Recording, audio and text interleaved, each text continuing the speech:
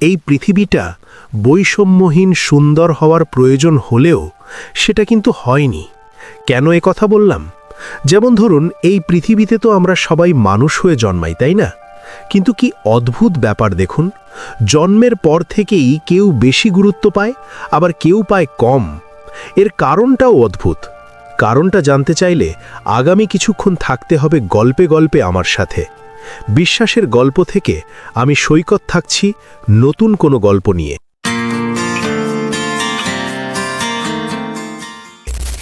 শহরের এক কোণে ভোরের ঠিক আগের নিস্তব্ধতায় একটা ডাস্টবিন থেকে ছোট্ট একটা কান্না ভেসে আসছিল। কেউ শুনছিল না, কেউ থামছিল না।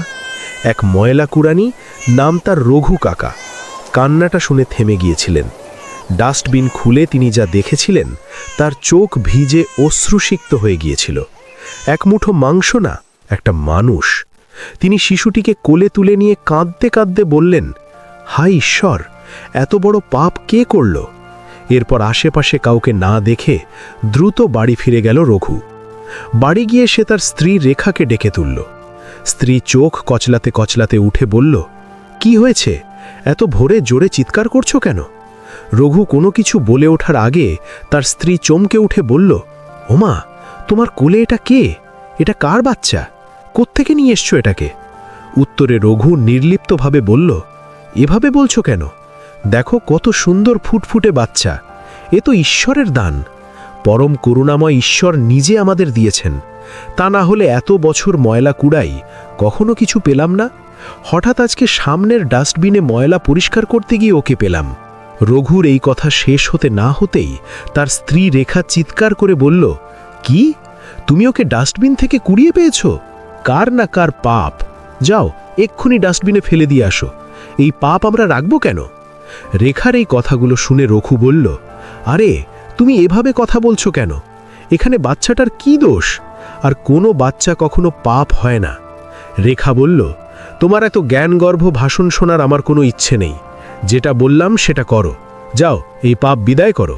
যেখান থেকে ওকে নিয়ে এসছো সেখানেই ওটাকে ফেলে দিয়ে আসো। প্রত্যুত্তরে রঘু বলল, আচ্ছা, তুমি না মায়ের জাত?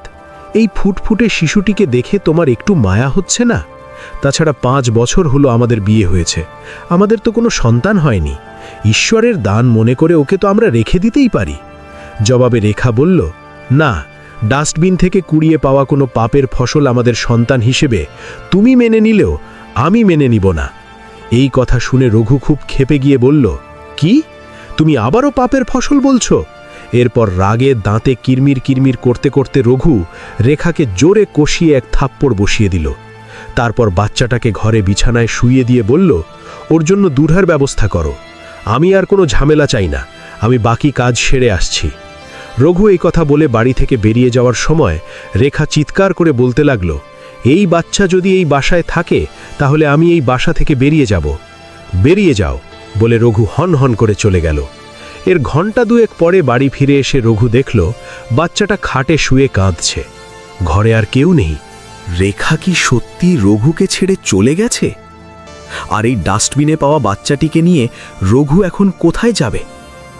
এসব প্রশ্নের উত্তর খুঁজব আমরা আগামী শুক্রবার দ্বিতীয় পর্বে। সবাইকে দেখার আমন্ত্রণ রইল। এই